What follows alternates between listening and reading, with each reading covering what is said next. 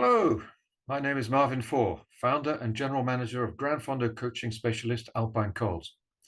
In this video, I'm going to present the route of the 2023 Etape du Tour and give you a few tips on how to ride it. Here is our coaching team. My fellow coaches and I at Alpine Cols have ridden hundreds of Gran Fondos and dozens of Etape du Tours between us, with several top 50 places at the Etape. The Etape is always a really special event due to the 15,000 participants and the fact that it is one unique route that will also be ridden by the pros. So we're always excited to see the route for a new one. This year, ASO have come up with a really great route, which incidentally gives us a second chance at the Col de la Ramaz, which was planned for the 2016 Etape du Tour, but had to be cut at the last minute. Once again, the Etape is taking place in our backyard. We know the whole route very well, and therefore we can really help you to get a fantastic result. So let's have a look at the route. It starts in Annemasse, just outside Geneva. This is already a good point because Geneva is so easy to get to and there's a big choice of accommodation. The Etape is 152 kilometers in length with over 4,100 meters of climbing, which is a considerable amount. And as we'll see in a minute, a lot of those climbs are steep. The first half of the route is a tour of the scenic Vallée Verte with a rapid succession of 4 climbs that will serve to sap your strength before the second half, and then the 2 big climbs of the day, the Col de la Ramaz and the Col de Joux-Plane. As always at an Etape, it will start extremely fast as everybody tries to hang on to the best wheels. So if you want to make a good time, you'll have to do the same. Start hard and make a big effort to stay with the fastest group you can, at least up and over the first climb, the Col de Saxel. So let's take a look at the route in detail with a few photos so you can see what it looks like. The first 7 kilometers is a false flat climb on the main road to a village called Pont de Fillinge, where you turn left and begin the first of the 6 climbs. The Col de Saxel is just over 12 kilometers from the turn at an average slope of 4%, never more than 5%, and with a lengthy flat section in the middle. I expect the stronger riders to do most or even all of this climb in the big ring. After a fairly straightforward descent from the Col de Saxel, the second climb is a lot harder, with 7 kilometers to climb at an average of 7.4% to the Col de Cou.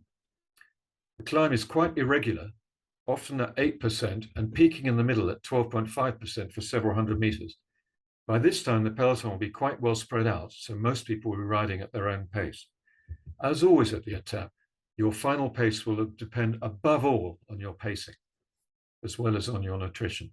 From the Col de Cou, there's a very short descent, then a left turn and an abrupt but short climb to the Col de Moïse. The descent from here to Orcier is more technical, and the first 4 hairpins definitely need to be taken with care. The third climb is again quite short, but tough, with 5.8 kilometers at an average of 7.8% to reach the Col du Feu. It's a bit more regular than the Col de Cou, but there's close to a kilometer at 10%, and the most part is at 8%. By this point, you'll have already climbed a good 1,700 meters. After the col, there's a short but steep and rather dangerous descent to Loulin, then a much more gentle climb to the Col de Jambaz. The descent from the Jambaz is fast and easy, leading to a flatter section before the first of the 2 big challenges of the day, the Col de la Ramaz. This is a much tougher climb. It's 13.9 kilometers at an average of 7.1% from Murcie to the summit. But the gradient varies a lot and includes 2 especially tough kilometers leading into the Sommin tunnel, respectively at 9.5 and 11.5%. This is around the 10-kilometer marker. Soon after, the road flattens out and goes around a bowl before a final sting in the tail at another 9% before the summit. The descent from the Ramaz is initially easy, but then becomes steep, very fast, and potentially dangerous for the less skilled descenders. The full descent goes on for 16 kilometers in total before reaching the foot of the valley at Tannage, where you turn left and begin a 10-kilometer false flat ride up the main road to Samoins and the start of the final climb, and not the least, the Col de Joux-Plane. This is probably the most feared of the major climbs in the Northern Alps, and no less a person than Lance Armstrong in his prime almost lost the Tour here. It's only, between inverted commas, 11.6 kilometers long, but it's unrelentingly steep, especially in the last half, where you must climb 5 kilometers at almost 10%. This time, though, the climbing is finally over and there are only 8.5 kilometers of descent left to do and a final short falls flat to reach the finish line. To sum up our view, this is an outstanding course and highly recommended. There's no question it's a challenging route, both in terms of climbing and descending. Only very strong riders will manage to finish in the top 1,000, let alone the top 100. We can confidently predict that a considerable number of people will be reduced to walking on the Col de Joux. If you would like to get your best possible result, please get in touch. As the Gran Fondo coaching specialist, we at Alpine Cols have been successfully preparing people for events like the Etape for the past 10 years, and in fact considerably longer for some of our individual coaches. We were the official coaching partner to the Haute Route for the 4 years from 2014 to 2017, and we've been the official coaching partner to the Marmotte and the Tour du Mont Blanc for the past 4 years. So how can we help you? Well, the best thing you could do would be to join an Alpine Cols coaching camp. The focus is on building your skills, especially climbing and descending, and building your knowledge in areas such as pacing, nutrition, training, and recovery. You can expect a small group of 6 to 12 other riders and 3 coaches who ride with you throughout the week, as well as leading the evening technical sessions. The typical participant is a man or a woman aged between 40 and 55, reasonably experienced, but above all keen to learn how to climb and descend faster.